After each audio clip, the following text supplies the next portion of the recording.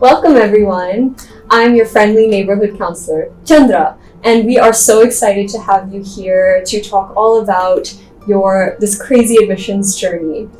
A lot of us are in high school right now, and we're thinking about what the next chapter holds for us, right? Where do we see ourselves moving forward? And for a lot of us, that means, well, going to college, right? So let's start there, right?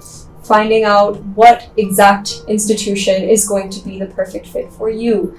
The ideal place where you will thrive and you will come into your own and have a wonderful academic but also personal transformation that will prepare you for your career and your life as an adult, right? So, in high school, it can be very confusing. We are looking around and all of our friends are talking about what colleges they're applying to and what kind of projects they're working on, and it's possible that you really have no idea where to start, and that's okay. That's very, very normal, and that's exactly why I'm here. I want to break down everything into a very digestible process, and I want to hold your hand through this because we're in it together, right? And eventually you are going to end up exactly where you're meant to be, right? And the reason I can say that actually is because I myself went through it too, not too long ago, right? And I was probably in a much more confused state than maybe many of you are, since you're already watching this video, which is better than I was back then. But yeah, I started out in high school. I knew that I was interested in a few subjects and I wanted to pursue them in college, but I really didn't have much direction. Wasn't sure what I wanted to pursue or even why I wanted to study what I wanted to. I knew I liked French, I knew I liked biology, but I couldn't really piece together a clear plan for myself, right? I went to school, studied my classes, did my homework, and essentially went home and went back to sleep. And looking back, I realized that there were so many opportunities for me to take on extracurricular activities, to build communities, to be a leader in my school or even in my, in my neighborhood that I missed out on. And if I had some of the advice that I'm going to share with you, I think I would have been much happier. Very fortunately, I ended up at a great university at the University of Michigan, where I ended up majoring in French and cognitive science. But I definitely felt like there was a lot of unnecessary stress that I took because, I was missing some of the information that we have now, right? But let's take a step back, right? All of us are kind of in this rat race. We want to go to the most selective universities in the world, the elite Ivy League institutions, right? And if you think about it, every year, the number of applications that go to these universities is skyrocketing, especially since the pandemic, right? So we're seeing thousands and thousands of more applicants applying to these universities, and as a result, what's happening? The acceptance rates are plummeting. We see across the board, the average Ivy League acceptance rate is somewhere around 4.5. But for those of us who are international students, it's even closer to around 1%, right? And I don't want those numbers to sound discouraging, but I do want that to be motivating for all of you to differentiate yourself, start early, stand out, build your brand, and make sure that you are positioning yourself in the most impressive and articulate way so that these universities think to themselves, we need this kid, right? We must accept them and get them to come to our university. All right, so over years of working with upwards of hundreds of students to get them into the top universities, we've built up some significant expertise into understanding what does it take to get into the Ivy League universities? What type of kid actually gets is in that 1%, right? And I want to preface by saying that when I say Ivy League, I'm also referring to the broader category of highly selective universities across the world. That includes Oxford, Cambridge, Caltech, MIT, Stanford. These are other highly prestigious universities that happen to not fall into the Ivy League, but require the same level of rigor and sort of distinctiveness as the rest of the universities, right? So obviously the first thing that comes to our mind is academics, right? You have to be at the top of your game for your academics, and that means taking the most rigorous course load at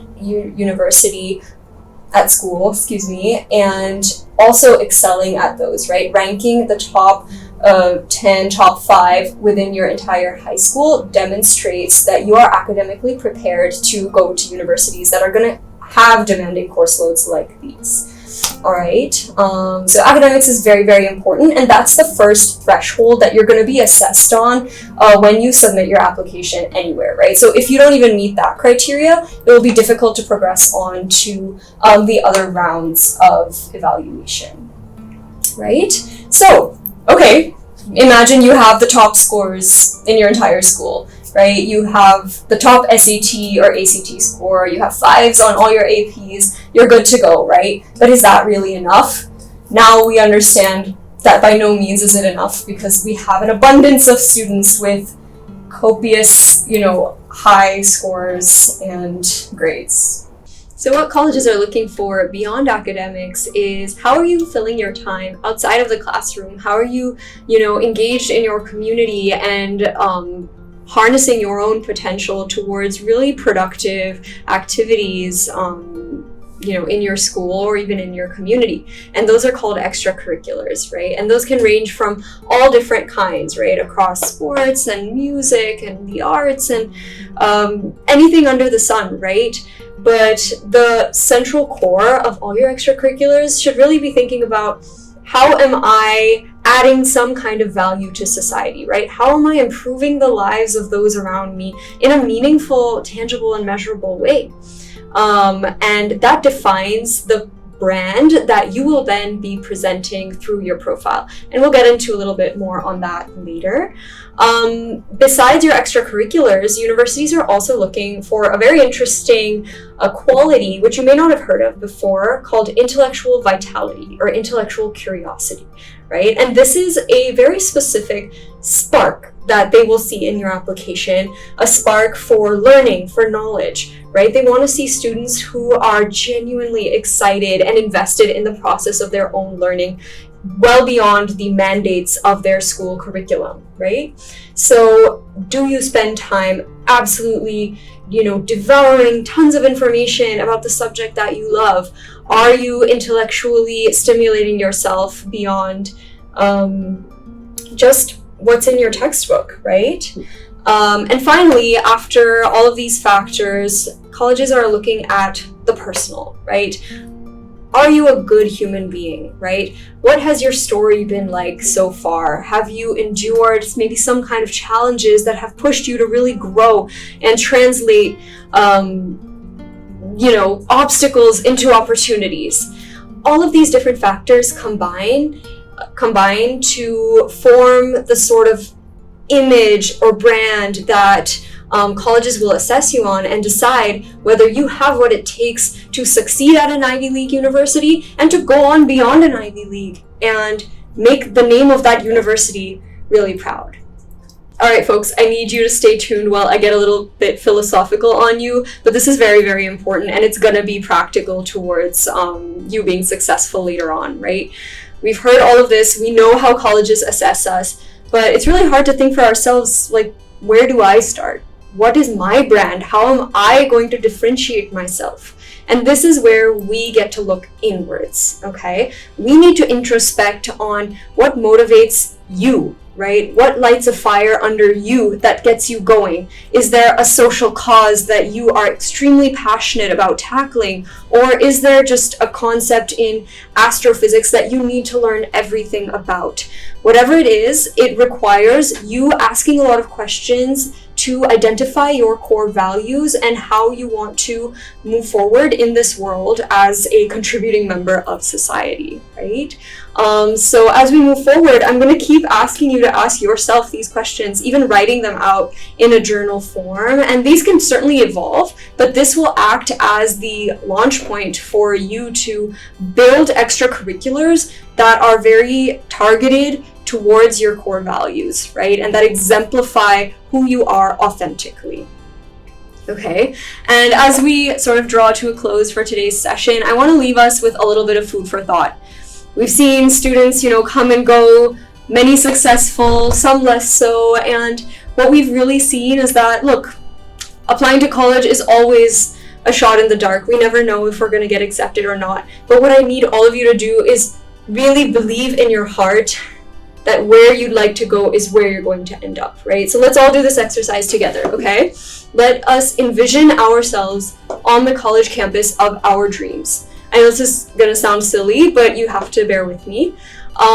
When we picture ourselves walking the paths of this campus, interacting with those extraordinary professors, meeting the peers and the friends that, will become lifelong partners and co-founders and thought leaders with you, let's all just think about where we'd like to see ourselves and really, really manifest that and believe that this is going to become our reality.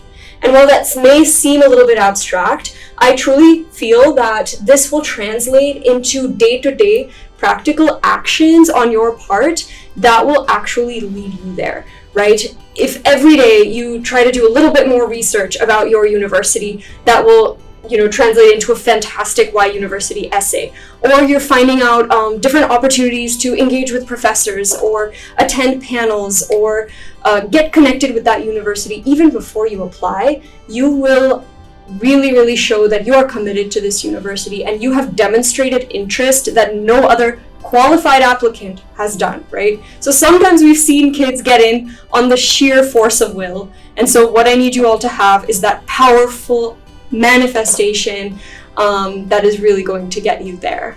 And that's all that we have for today's session, but stay tuned because in upcoming videos we're going to be looking into the Harvard insights of how to get into Harvard and the other elites that you may not have heard before. This is your friendly neighborhood college counselor signing off for today. We'll see you in the next one, and always remember to be better than yesterday.